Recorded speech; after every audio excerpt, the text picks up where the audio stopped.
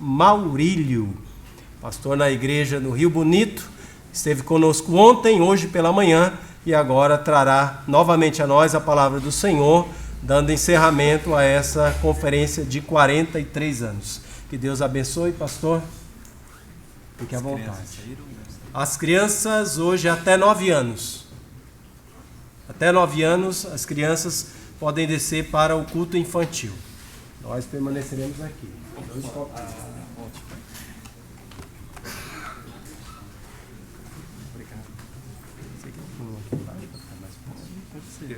Fica às vezes para movimentar, né?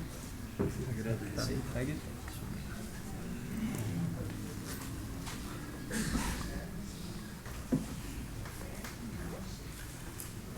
Se você tivesse um único desejo a externar para Deus, qual seria esse desejo? Qual é aquele sonho,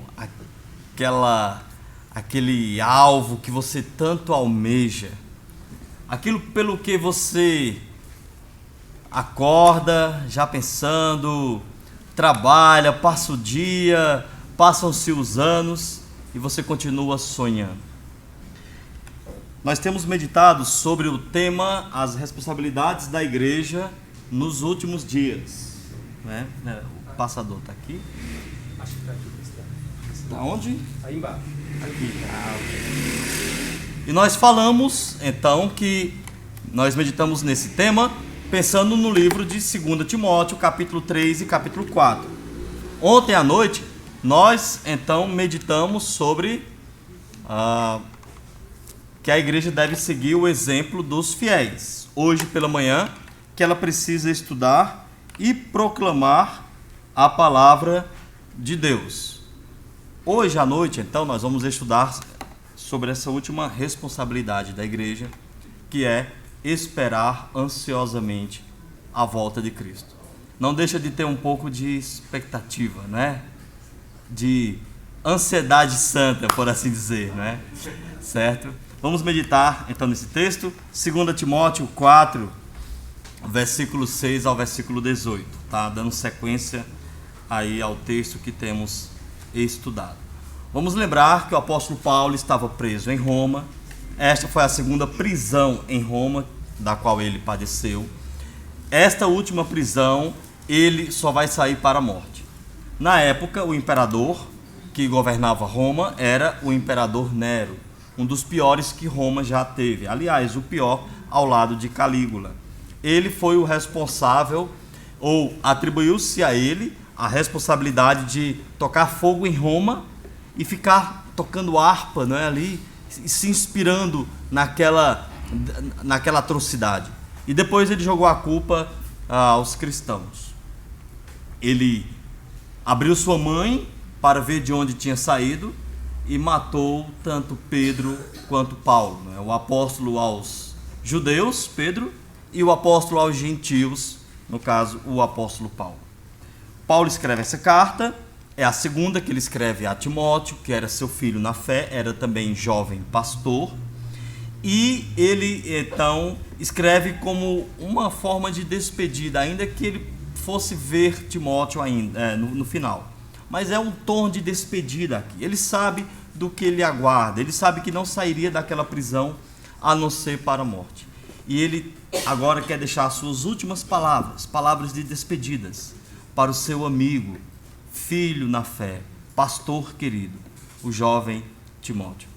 E nessas palavras de despedida, ele então exorta Timóteo a não tirar os olhos da volta de Cristo. A menos que esperemos ansiosamente a volta de Cristo, não poderemos cumprir com nossas responsabilidades. Não poderemos cumprir com nossas responsabilidades a nível de igreja, principalmente agora, nos últimos dias. Vamos ler o texto? 2 Timóteo, capítulo 4, a partir do versículo 6.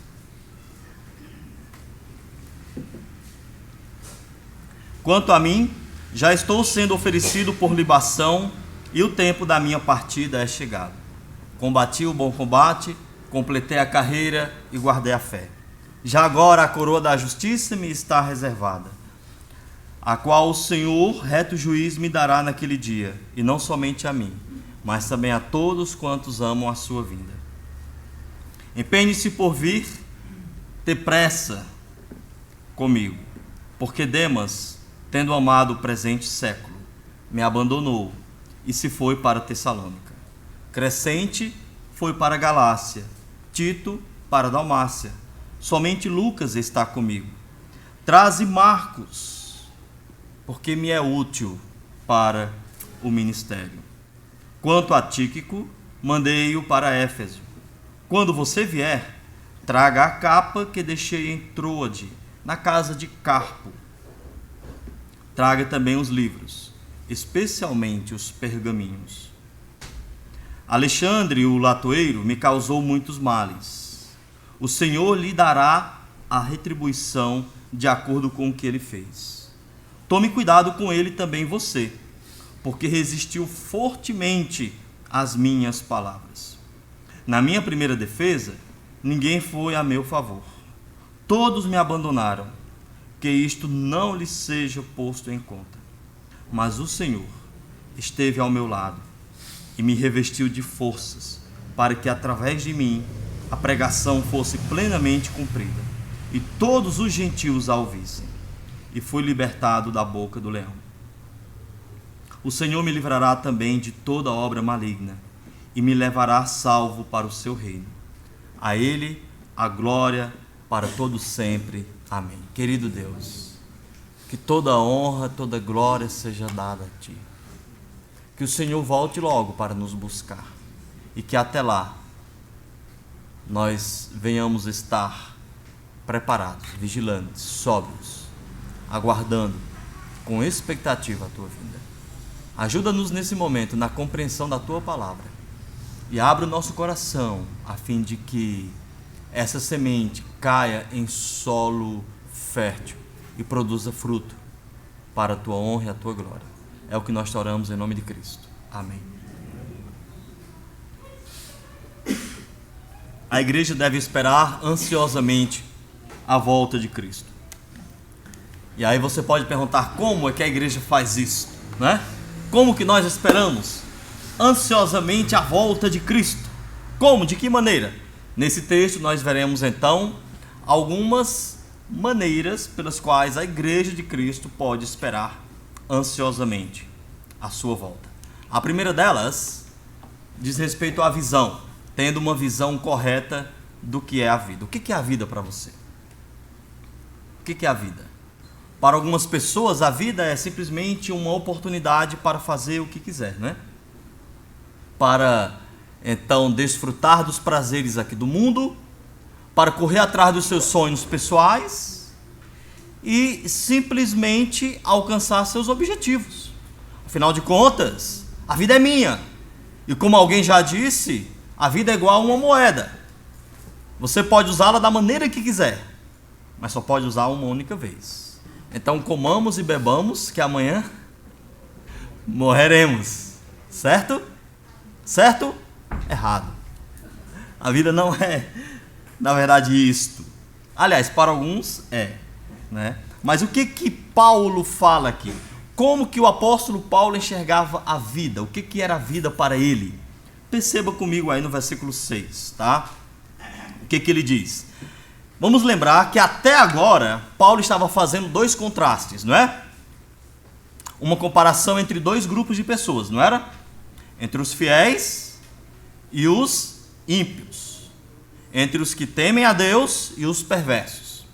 Entre os perversos exemplificados nas pessoas de Janes e Jambres, que foram aqueles magos que resistiram a Moisés lá no Egito, e os fiéis, exemplificado na pessoa de Timóteo.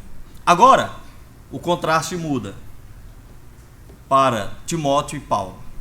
Paulo agora se coloca em cena. E ele diz, quanto a mim, pronto, Timóteo, eu já falei aqui de você, eu já falei dos homens característicos dos últimos dias, agora eu quero falar de mim e deixar para você meu último, irmã Raquel, o último legado, tá? O último legado. Quanto a mim, estou sendo já oferecido por libação. Essa expressão é especial. Os irmãos sabem que no Antigo Testamento haviam vários tipos de sacrifícios, né?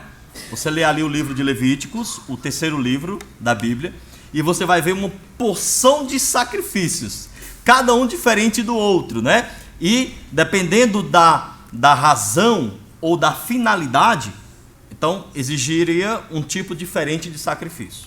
Mas tinha um sacrifício em específico que era totalmente diferente dos demais. Era um sacrifício que envolvia líquido. Sabia disso? O derramar de líquido é chamado de libação.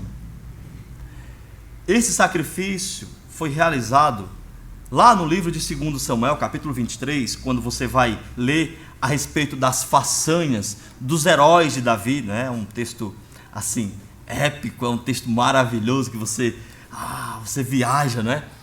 A partir do versículo 8 fala ali das façanhas deles.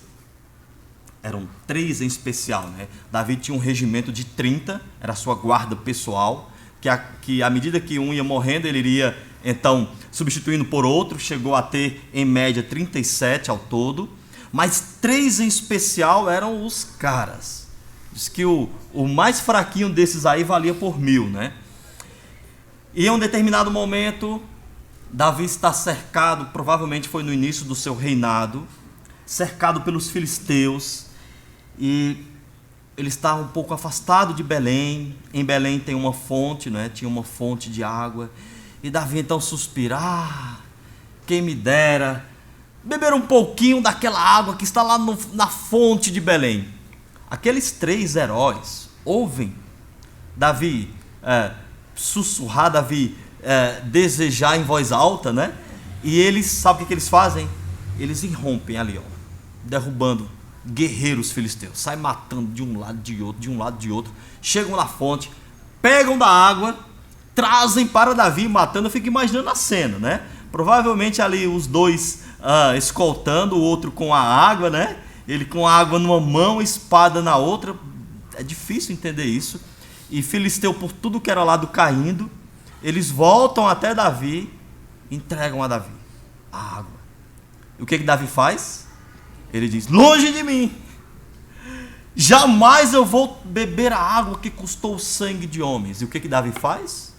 Ele derrama em libação ao Senhor, em sacrifício agradável a Deus. Paulo foi criado aos pés de Gamaliel. Era um rabino, né, erudito em Israel. Ele sabia do Antigo Testamento, ele conhecia muito bem. E aqui ele se apropria dessa expressão para falar da sua vida em relação a Deus. Ele diz: a minha vida não é um monumento a ser oferecido aos homens, a ser exposto para os homens. A minha vida é um sacrifício em que dia a dia eu a ofereço a Deus. E agora chegou o momento final desse sacrifício, chegou o ápice desse sacrifício. Ele já havia falado sobre isso em Romanos capítulo 8, vocês devem lembrar, no versículo 32, quando ele diz: fomos considerados como ovelhas para o matadouro. Não é isso? Como que você vê a sua vida? Para que ela serve? Acho interessante porque às vezes, e falando de crentes, nós estamos falando de pessoas que temem a Deus, como vimos hoje pela manhã, né? Homens e mulheres de Deus, mas agora, nos últimos dias, é interessante, as pessoas, crentes, não chegam atrasados no trabalho, não faltam por nada, vão doentes, vão isso, vão aquilo outro, né? Mas quando se fala de Deus, a gente passa o dia, não lê a Bíblia, passa o dia, fala com todo mundo, menos com Deus, né? Só quer uma desculpa para faltar aos trabalhos do Senhor. Para que serve a sua vida? Como você a enxerga? Paulo fala: a minha vida é um sacrifício para ser oferecido a Deus. E agora, Timóteo, chegou o momento final. Ela já está sendo derramada. O altar está preparado. Tudo está pronto. E ela está sendo derramada para o Senhor. No versículo seguinte, então, versículo 7, é um dos versículos mais conhecidos, né? E é muito fácil de decorar. Ele diz: combati o bom combate, completei a carreira e guardei a fé. O que nos chama a atenção aqui é o tempo verbal que ele utiliza nessa frase. Qual é o tempo? Todos os verbos estão em um tempo específico. Qual é? Passado, presente ou futuro? Passado, né? Combati, completei, guardei. É alguém que não tirava os olhos da sua missão final. Ele sabia que tinha uma missão a realizar para o Senhor. Lá em Atos capítulo 20, ele está ali se despedindo dos pastores, dos presbíteros de Éfeso, né? Ele estava em Mileto, era um porto. Ele manda então chamar os presbíteros lá da cidade de Éfeso, e ali ele dirige umas palavras de despedida àqueles pastores. São palavras muito fortes, muito saudosas. E ali no versículo 24 ele diz: porque em nada considero a minha vida preciosa para mim mesmo, contanto o quê? Que eu complete a minha carreira e o ministério que recebi do Senhor, de fazer conhecida a palavra de Cristo. Ele olhava para a vida dele como uma oportunidade de oferecer um sacrifício a Deus e de completar a carreira que Deus lhe confiou. Todos nós temos uma missão, não é? Uma carreira. Filipenses 1, versículo 6. Aquele que começou a boa obra em vós, há de completá-la até o dia de Cristo. No momento, então, que Deus nos criou e começou essa obra, né, a desempenhar em nossa vida, mesmo antes de nos convertermos, vem a conversão, vem o crescimento espiritual, vem os dons que Ele nos delega. Então, tudo isso é a carreira que Ele vai confiando às nossas vidas, e Ele espera que nós a completemos. Tinha um professor no seminário, o pastor Juíno deve lembrar dele. Ele já voltou para os Estados Unidos, e ele dizia o seguinte: que mais importante do que começar bem é terminar bem. Aqui nós estamos diante de um homem que terminou bem a sua vida, que completou a sua carreira. Ele enxergava a sua vida, a vida aqui, como sacrifício a ser oferecido a Deus, como uma missão que tinha recebido do Senhor e como um combate, uma guerra. Eram metáforas preferidas do apóstolo Paulo. Na carta aos Efésios, no capítulo 6, a partir do versículo 12, ele vai falar que nós estamos engajados em uma guerra, mas não é uma guerra assim, daquelas que o Império Romano travava, que Israel travou muitas vezes com outras nações. É uma guerra espiritual. O nosso inimigo é um alienígena poderoso, né? Aliás, um exército de alienígenas, seres espirituais, que vivem nas regiões celestiais. Você não os enxerga, mas eles existem, são poderosos, são mais fortes do que você, mais inteligentes do que você, lhe conhecem mais do que o que você imagina, porque eles viviam aqui já antes de você, eles foram criados primeiro, então estão aí. E como vencê-los? Nos colocando diante do Senhor. É quando nós então vestimos a armadura do Senhor. É um combate a ser travado. E Paulo fala: eu combati esse bom combate. Nessa carta e na outra carta, principalmente, a primeira carta que ele escreve a Timóteo, ele usa muitas vezes a expressão: combate o bom combate da fé. Toma posse da vida eterna. Estamos em uma batalha. E ele fala sobre guardar a fé, de não abandonar a fé. Manteve-se firme na fé, sem abandonar o seu posto. É para isso que serve a vida. Como que você enxerga a sua vida? Como você tem olhado para a vida de maneira geral? Para a vida aqui no mundo? Para o tempo que Deus lhe deu? Para os dias que Deus lhe concedeu? Como que você tem visto? Eu queria só ler rapidamente um texto em Romanos. Deixe marcado esse texto e vá comigo para Romanos 13. E aqui nós vemos os conselhos do apóstolo Paulo de como a gente deve então levar os dias que nós temos aqui de vida. Ele fala, Romanos 13, versículo 11, ele diz: e digo isto a vocês que conhecem o tempo, que já é hora de despertarem do sono, porque a nossa salvação está agora mais perto do que quando no princípio cremos. Não quer dizer que a salvação é conquistada a cada dia, mas quer dizer que está próximo de concretizá-la. A glorificação do nosso corpo agora está mais próximo do que quando você entregou sua vida a Cristo. À medida que os dias vão passando, o nosso encontro com o Senhor vai se aproximando cada vez mais. A nossa redenção vai chegando, então, próximo. E aí ele diz, no versículo 12, vai alta a noite, o dia já vem chegando, deixemos, pois, as obras das trevas e revistamo-nos das armas da luz. Ele está falando para crentes, porque, infelizmente, muitos crentes andam nas trevas. E é uma contradição. Como que pode a luz andar nas trevas? Eles deixem isso, deixem as obras das trevas. E aí ele fala no versículo 13, vivamos dignamente, como em pleno dia, não em orgias e bebedices, não em imoralidades e libertinagem, não em discórdias e ciúmes, mas revistam-se do Senhor Jesus Cristo e não façam nada que venha satisfazer os desejos da carne. Não facilite para a carne, é o que ele está dizendo. Não tome provisão para a carne, porque a carne já é má por si mesmo. E se você for facilitar para ela, então vai gerar o pecado, né? Ninguém vai resistir. Voltando para 2 Timóteo, capítulo 4, como que a gente deve esperar ansiosamente a volta de Cristo? Tendo uma visão correta da vida. Como que Deus quer que nós olhemos para a vida? Como um sacrifício a ser oferecido a Deus, como uma oportunidade de cumprir a nossa missão e de também guerrear a luta, a guerra espiritual. Mas além disso, além de ter uma visão correta da vida, focar no prêmio a ser recebido. Versículo 8 a 10. Aliás, a salvação por si só já é mais do que suficiente, não é? Sejamos sinceros.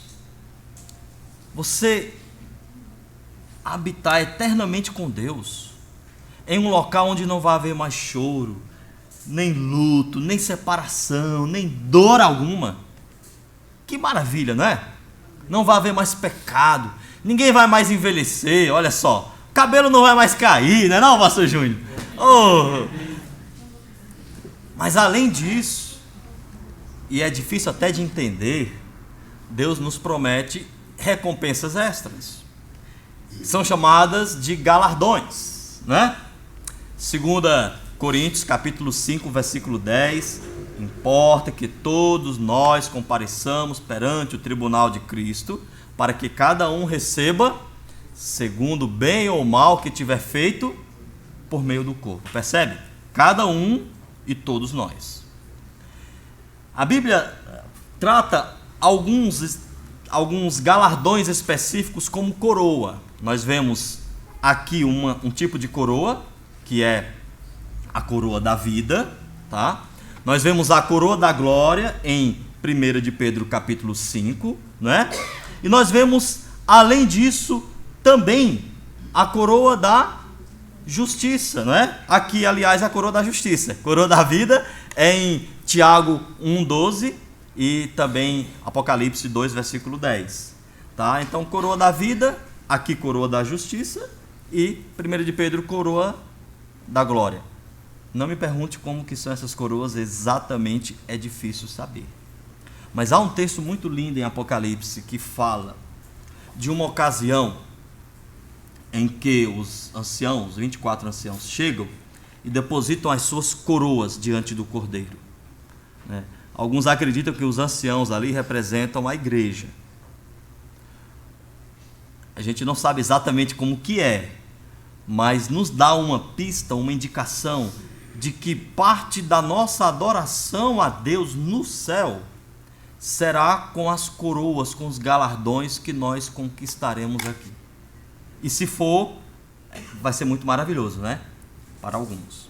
Paulo fala no versículo 8, né? Ele diz: desde agora está guardada a coroa da justiça para mim. Está reservada a coroa da justiça, a qual o Senhor reto juiz me dará naquele dia. Que maravilha, né?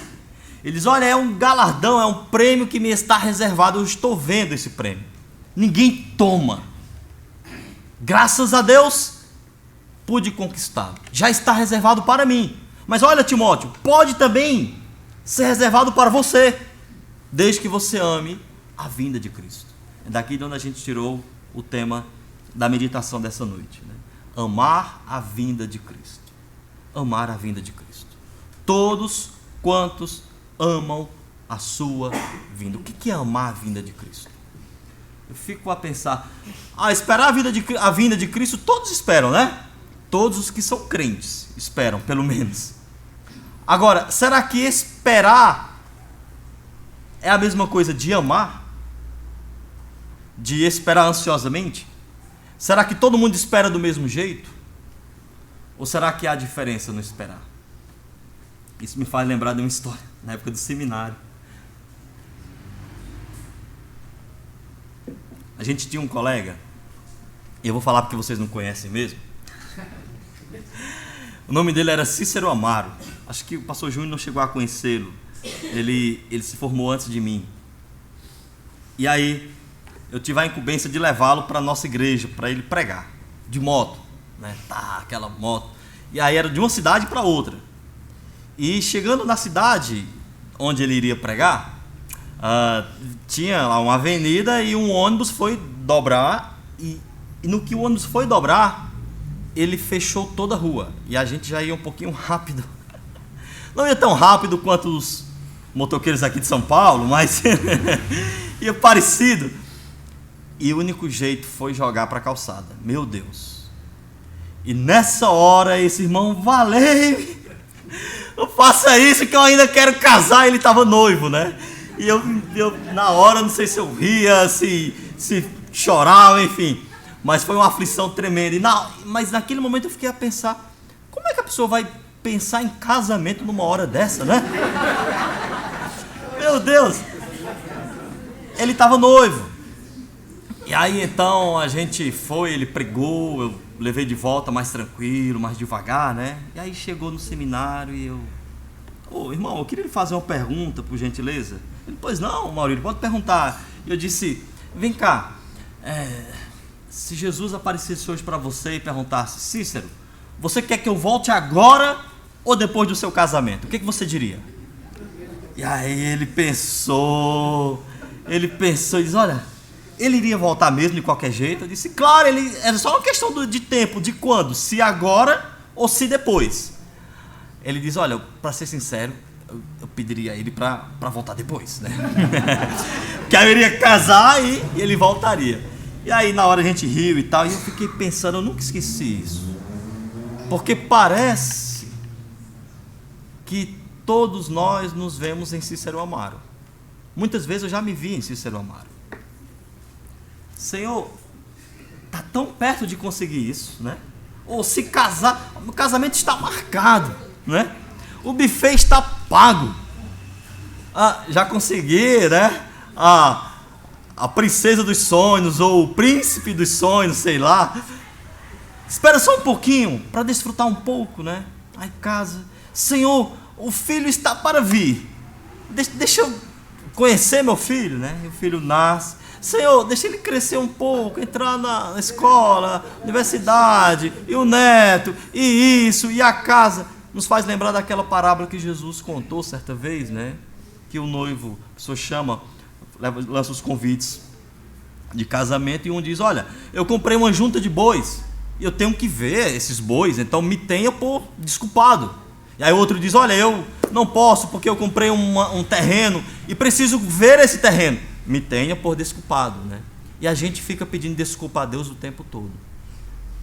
Senhor, ano que vem eu vou ser um crente melhor, Senhor. Né? Esse ano não deu, né? Eu pisei na bola muitas vezes aí, mas ano que vem, pode contar comigo, eu vou ser o melhor crente da igreja, né? E sempre que existe ano que vem, é igual quando criança... tinha aquelas bodegas, a gente falava de bodega lá no Ceará, né? As mercearias. E aí, o Ariston acho que conhece, né? O que é bodega, né, Ariston? E aí, de tantas pessoas, muitas pessoas comprarem fiado e não pagar, muitos comerciantes colocavam lá, né? Fiado só amanhã. E todo dia, quando a pessoa chegava para comprar, tava lá a placa, né? Ou seja, sempre que tivesse o amanhã, nunca poderia comprar fiado. A mesma coisa para alguns crentes, né? Amanhã, Senhor, ano que vem. Depois disso, depois daquilo. E aí você vai gostando do mundo e vai amando mais a vida aqui do que a volta de Cristo. Deseja que Cristo volte, mas não deseja tanto assim, né? Até quer que Cristo venha, mas não agora exatamente, né? Afinal de contas, o que são alguns diazinhos para Deus, né? São nada demais. Paulo fala, todos quantos amam a sua vinda. Versículo 9, ele denota aqui um pedido de urgência. Ele diz, procura vir ter comigo depressa. E aí ele traz uma nota que às vezes passa despercebida na nossa leitura. Ele diz, por quê? Demas, tendo o quê? Amado o presente século, me abandonou. Quem foi Demas? Na carta aos Colossenses e a Filemon, quando Paulo está lá escrevendo, ele fala de Demas como um dos seus companheiros, como um dos seus colaboradores. Durante um tempo, Demas foi entre os demais companheiros de Paulo, pregava o evangelho, investia a vida no reino, mas chegou um momento que Demas trocou de amor. Demas abriu o coração para um outro amor. Ele tirou o Senhor, a vinda do Senhor, e passou a amar o presente século. A gente não sabe exatamente o que seria amar o presente século, no sentido, ele fala aqui que foi para Tessalônica. A gente não sabe que Paulo está querendo dizer que ele foi para Tessalônica a fim de cair na libertinagem, né, no pecado, assim, de maneira desregrada. A gente não sabe se simplesmente ele amou o presente século indo para Tessalônica no sentido de, por exemplo, ir para cuidar de negócios, para tratar da sua própria vida. E se o apóstolo não colocou aqui, e se Deus o dirigiu e nós queremos tudo isso, é porque não importa a razão. O que importa é, se você não estiver amando a volta de Cristo, você vai amar outras coisas aqui no mundo. Porque não dá para servir a dois senhores. Não dá para amar ao Senhor e ao mundo ao mesmo tempo. E a vida aqui ao mesmo tempo. É por isso que é tão importante a igreja esperar com expectativa a volta de Cristo. Ou você espera a volta de Cristo com expectativa, ou você vai colocar os olhos em outras coisas. Não dá para fazer as duas coisas. Eu lembro de uma história que eu ouvi de um jovem seminarista no Amazonas. Ele tinha voltado para casa durante as férias e chegou o momento de retornar para os estudos. Ele tinha uma namorada lá no Amazonas, né? E aí na hora de ir, você sabe como que são despedidas, né? Aquela tristeza, aquela coisa. Ele estava no barco, já para sair, e ela no outro barco, e aí ficou naquilo, e aí ele colocou um pé no barco que ele ia, e o outro pé no barco que ela estava, e os barcos começaram a sair ao mesmo tempo, e você imagina qual foi o resultado, né? O jovem caiu na água, nem em um barco e nem no outro. Cuidado para você não cair do barco. Jesus falou, onde estiver o teu tesouro, aí estará também teu coração.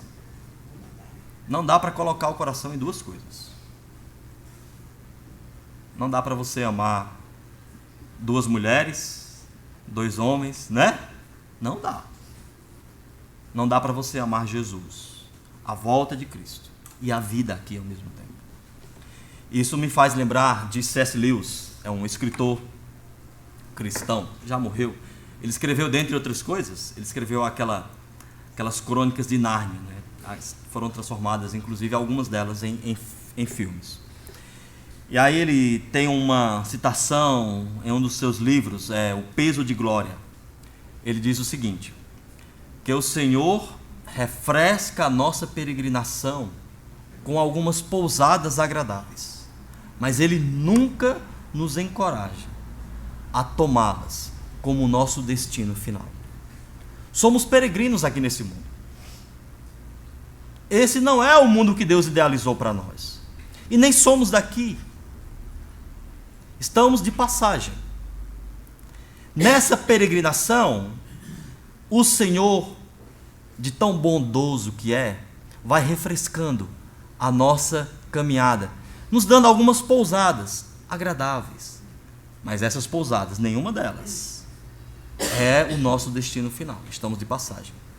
Cuidado para não fazer dessas pousadas aqui, quer sejam família, mulher, marido, filho, pai, mãe, emprego, bens ou qualquer outra coisa, como seu destino final. O nosso destino final é Deus. Amemos a volta de Cristo. Mas além disso, então, além de focar no prêmio a ser recebido, e aqui eu acho que... Irmã, me ajuda aqui. Cadê? A irmã saiu. Ele não está... Não sei se ele está indicando que o tempo já está passando demais, né? Então, irmã, me ajuda aí. Passa aí para o próximo. Buscar o aperfeiçoamento constante para Deus. Irmãos, não somos perfeitos. Falamos sobre isso hoje pela manhã. Somos falhos. Deus nos habilita para algumas obras específicas, mas não quer dizer que a obra dele já está pronta. Não significa que nenhum de nós aqui, por qualquer que seja o seu nível, o seu grau espiritual de maturidade, você chegou no chamado nirvana, né? Que você pode agora, né? E agora pronto, você alcançou estado zen, né? Como se diz. Não somos Deus, nunca seremos. Precisamos constantemente de aperfeiçoamento. E o apóstolo Paulo fala disso aqui. Olha o versículo 11, ele diz, versículo 11 do nosso texto: somente Lucas está comigo, encontre Marcos e traga-o junto com você, pois me é útil para o ministério. Eu acho isso incrível. Incrível também. Quem era Marcos? Marcos é aquele que escreveu o Evangelho de Marcos, que na verdade não é o Evangelho de Marcos, é o Evangelho de Pedro, né? Certo? Era sobrinho de Pedro, né? E ele escreve ali, Pedro dita para ele, ele escreve. Ele vai com o apóstolo Paulo e Barnabé na primeira viagem missionária logo. E o que acontece? Ele volta para casa. Ele não aguenta. Ele era muito jovem, provavelmente por isso, imaturo. E ele não aguenta lá e volta. Eles Paulo e Barnabé fazem uma viagem bem sucedida. E depois disso, eles vão para a segunda viagem. Atos capítulo 14, você vai ler isso. E lá então, já na segunda viagem, se não me engano é Atos 16, Paulo e Barnabé brigam de maneira muito forte. E sabe qual é a causa da briga deles? Quem que causou a briga de dois grandes missionários? Quem? Marcos. Por quê? Marcos agora quer ir novamente.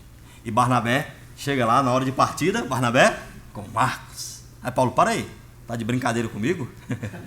Tá pensando o quê? Né? Isso aqui não é casa de mãe Joana. Como é que você quer levar esse rapaz? Ele nos abandonou. E aí Barnabé, que é filho da consolação, que integrou Paulo, ele tinha esse dom de acreditar nas pessoas, de insistir, de investir, de discipular. Ele insiste por levar Marcos. Paulo não aceita. Eles se separam, dois homens de Deus se separam, um para cada lado. Marcos vai com Barnabé para Chipre e Paulo leva Silas e continua a obra do Senhor, cada um por sua vez. Chega o final da vida de Paulo, todos o abandonaram e ele pede para Timóteo levar quem? Marcos. Demas era companheiro, abandonou Paulo. Marcos no início tinha fraquejado e agora Paulo diz: ele me é útil para o ministério. Que lindo, né, irmãos? Não somos o que éramos. Eu não lembro quem disse isso, se foi João Wesley, eu não lembro exatamente. Não somos o que poderemos ser. Mas graças a Deus que Deus está trabalhando em nós. Poderíamos ser piores, né? Se não fosse a graça de Deus. Todos nós aqui seríamos piores. Todos nós. 1 de João, capítulo 3, versículo 2. Filhinhos, ainda não se manifestou o que haveremos de ser. Mas sabemos que quando ele se manifestar, percebe a volta de Cristo? Seremos semelhantes a ele, porque haveremos de vê-lo, assim como ele é. Deus tem uma obra maravilhosa para fazer em nós. Ele está fazendo, ele está trabalhando. A obra não está acabada ainda.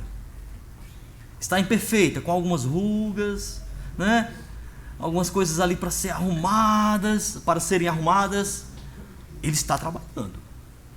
Tenha paciência com o seu irmão, tenha paciência com o seu pastor, tenha paciência com o seu marido, com a sua esposa, seu pai, sua mãe, seu filho, e assim por diante. Deus está trabalhando. Deus está trabalhando. E não há nada como a expectativa quanto à volta de Cristo, para que essa obra seja concretizada em nós. Ele vai aperfeiçoando. Traze-me Marcos, porque me é útil para o ministério. Quanto a Tíquico, mandei-o para Éfeso. Versículo 13. Quando você vier, traga a capa que deixei em Troade. Troade, lembra que era aquele lugar lá em que ele teve aquela visão do varão macedônio, não é? Na sua segunda viagem missionária. E ali ele vai pregar já na Europa. Então esse local foi onde ele deixou a capa. Naquele tempo, então, as pessoas não podiam levar muitas roupas em viagens assim, né? E a capa tanto servia de roupa quanto de cobertor. E o inverno estava se aproximando, ele estava preso na masmorra. Então ele diz, olha, eu não quero passar frio. Traze a capa, mas não apenas a capa. O que mais? Os livros, especialmente os pergaminhos. Mas Paulo falava com o Senhor. Ele era apóstolo de Cristo. Ele aprendeu aos pés de Gamaliel. Ele passou 3 anos com o Senhor lá no deserto da Arábia. E ele ainda precisa de estudar. Vai morrer, ele sabe disso. Ele acabou de falar. Não foi isso? No versículo 6, que estava para morrer. E ainda quer estudar? Porque enquanto estivermos aqui, Deus quer nos preparar. Não se acomode. O crente que se acomoda, ele retrocede. Parar de crescer na fé é recuar. Paulo diz, traz os livros, especialmente os pergaminhos. De todos os livros, os pergaminhos, né? Tinha os livros de papiro e tinha os livros de pergaminho. Normalmente os pergaminhos eram mais caros. E geralmente eram os livros da lei, eram os livros da palavra de Deus. Diz, especialmente esses. Se não der para trazer tudo, Timóteo, pelo menos esses. Meus queridos, a gente não pode deixar de procurar se preparar para Deus. Servimos a um Deus que é grandioso. Ele merece o melhor de nós. Sempre. E nunca será o bastante. Nunca será o bastante, concorda? E por que nós queremos oferecer qualquer coisa para Ele? Por que achamos que já é o suficiente? Né? Que já sabemos tudo? Então, buscando o aperfeiçoamento constante, mas vamos passar adiante, porque o tempo urge. Descansando nos cuidados do Senhor. E aí Paulo ele começa a falar no versículo 14 o seguinte. Vou trocar aqui a água, né? Passou a metade do tempo já. Tô brincando, estamos caminhando para o fim. Ele fala aqui no versículo 14 o seguinte, ó. Alexandre, o latoeiro, algumas versões aparecem como o ferreiro, me causou muitos males. A gente não sabe exatamente quem era esse Alexandre, mas era alguém que causou muita dor de cabeça para o apóstolo Paulo. Acontece isso na vida. Algumas pessoas que são estrategicamente colocadas lá. Talvez esse fosse o espinho na carne do apóstolo Paulo, né? A gente não sabe exatamente. Mas a gente sabe que até o espinho na carne foi colocado por quem? Por quem? Por Deus. E era o mensageiro de Satanás. Às vezes a gente acha, né, que Deus perdeu o controle, que Ele não tem a história nas mãos, que as coisas acontecem por acontecer, e começa a se voltar para as pessoas, né, contra as pessoas do lado, querendo eliminar as pessoas para ter um conforto. A gente não pode esquecer de que Deus está no controle. Descanse no Senhor. Alexandre o latoeiro causou muitos males a Paulo. E você pode ter alguns Alexandres na vida. Pode ser que agora mesmo tem alguns latoeiros aí lhe rondando, lhe pressionando. O que você deve fazer nesse momento? Descanse no Senhor. Descanse nos cuidados do Senhor. Olha o que Paulo diz. Alexandre o latoeiro me causou muitos males. O Senhor dará a retribuição de acordo com o que ele fez. É o Senhor. Cabe ao Senhor, não é a você. A você cabe o quê? Completar a sua carreira, guardar a fé, combater o bom combate. É isso que cabe. Esperar com expectativa a volta de Cristo. Retribuição é com o Senhor. Somos povo de Deus, propriedade exclusiva de Deus. Mexer conosco é mexer com Ele. Deus vai dar a paga. E aí ele diz, ainda mais, versículo 15: tome cuidado com ele também, você, porque resistiu fortemente às nossas palavras. Isso não significa que você, né, não vá tomar cuidado. Perdão não significa ser ingênuo. Você deve perdoar, deve entregar a Deus, mas deve ser prudente e sóbrio, né? Tomar cuidado. Versículo 16: na minha primeira defesa ninguém foi ao meu favor, todos me abandonaram, que isso não lhes seja posto em conta. E aí vem outro mas o Senhor esteve ao meu lado e me revestiu de forças para que através de mim a pregação fosse plenamente cumprida e todos os gentios a ouvissem. Percebe a preocupação do apóstolo Paulo? É a pregação, não era a vida dele, é a pregação. O que importa é completar a minha carreira.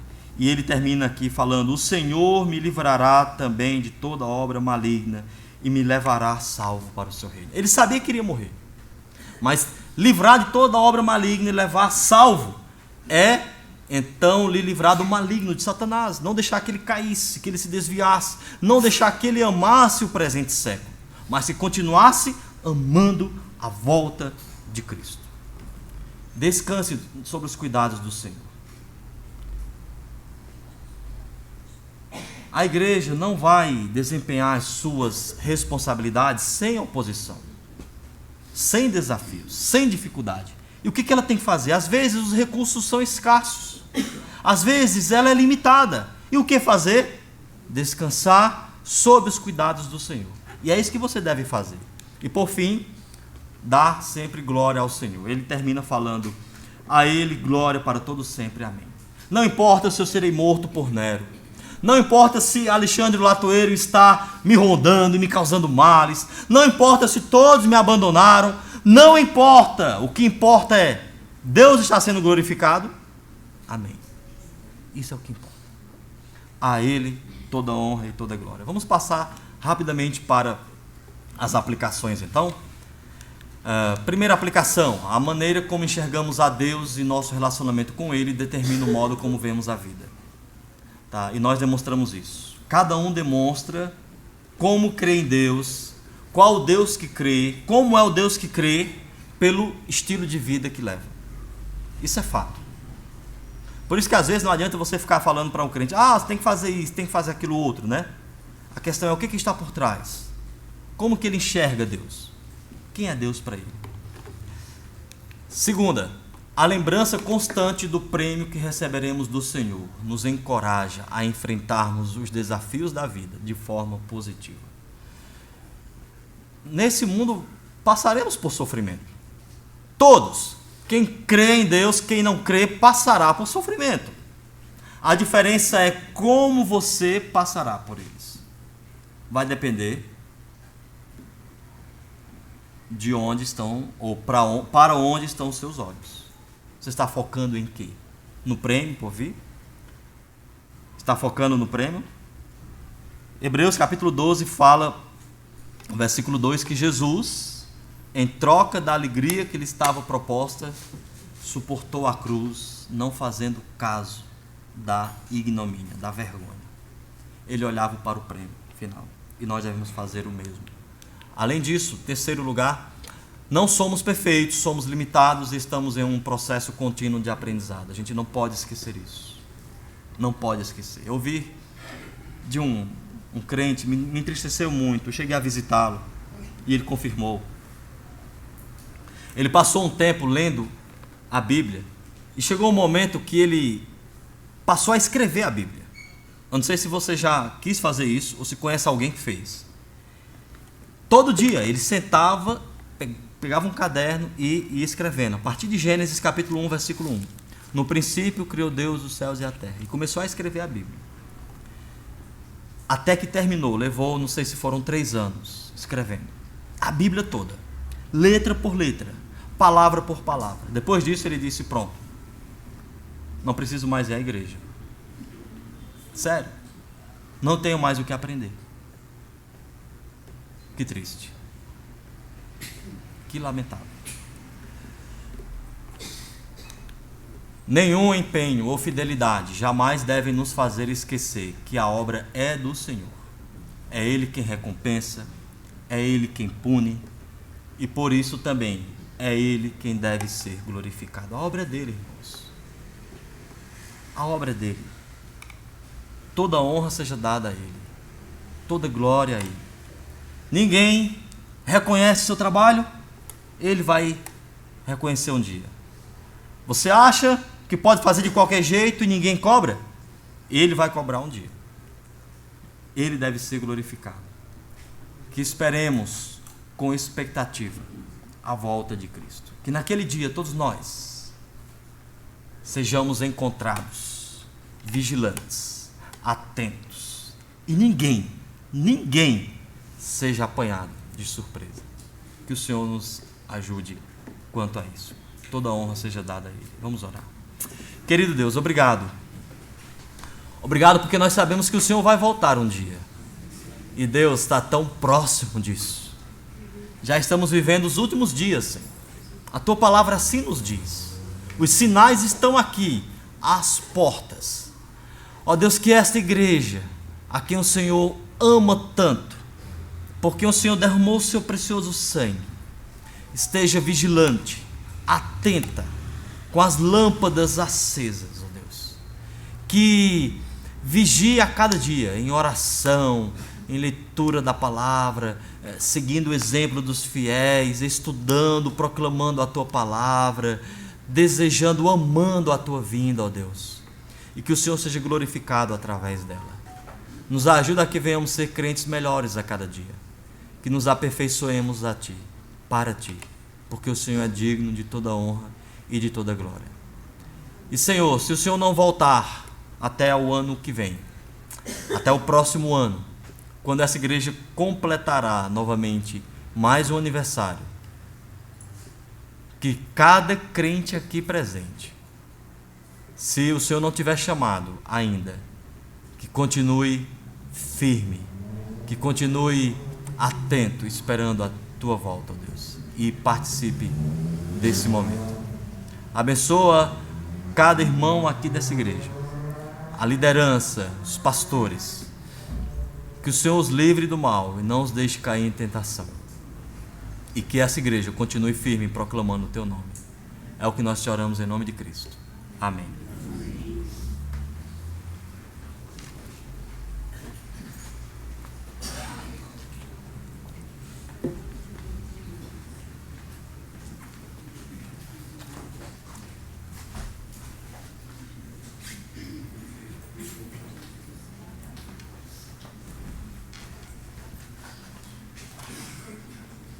Louvado seja Deus pela palavra, e essa palavra do Senhor é para o seu coração, para o meu coração.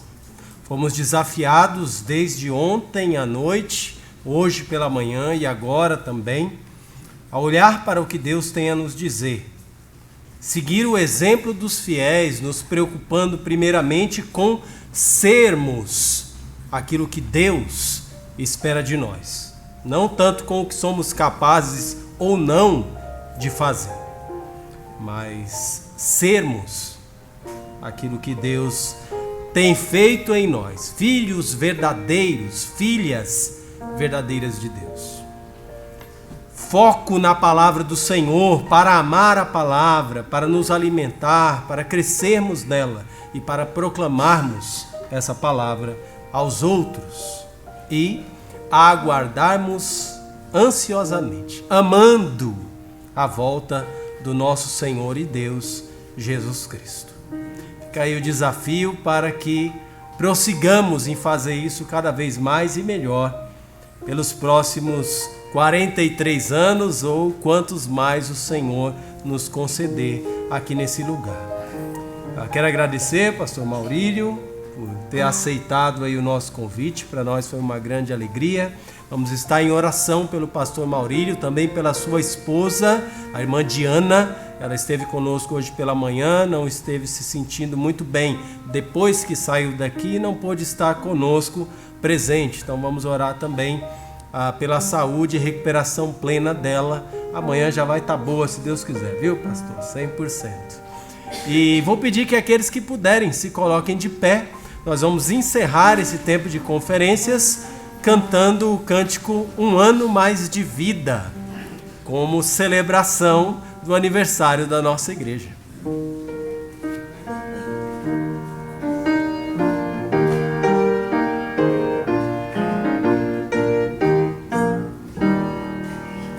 Um ano mais de vida guardou-vos o Senhor e deu-vos seu guarida no seu divino amor.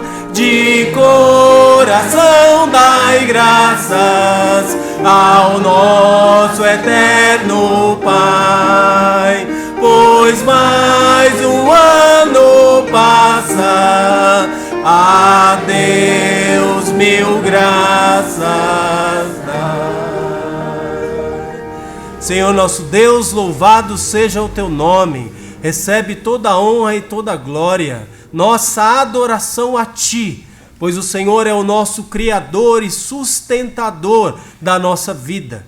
Nos auxilia, Senhor, nos habilita, nos ajuda a responder positivamente aos desafios da tua palavra. Somos, Senhor, limitados, incapazes, mas sendo aperfeiçoados pela presença do teu Espírito Santo, que o Senhor derramou em nós no dia em que cremos em Jesus Cristo como nosso único Senhor, Deus e Salvador.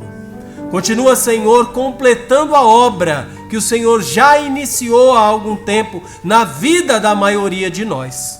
E aqueles que porventura estejam aqui e não tenham a Cristo como único Deus, como Senhor do seu viver, tenha também, Senhor, misericórdia da vida desses. Derrama da tua graça, como o Senhor derramou sobre nós no passado. Completa, Senhor, a obra em cada um e nos ajuda a reconhecer dia após dia, ano após ano, a tua maravilhosa presença e agir em nós e através de nós, para o louvor do teu Filho Jesus Cristo. É no teu nome que nós oramos e agradecemos. Amém. Amém. Um feliz aniversário à Igreja Batista Regular do Calvário, Igreja Batista Embuias. Que Deus nos abençoe a todos. Uma ótima semana. Lá embaixo nós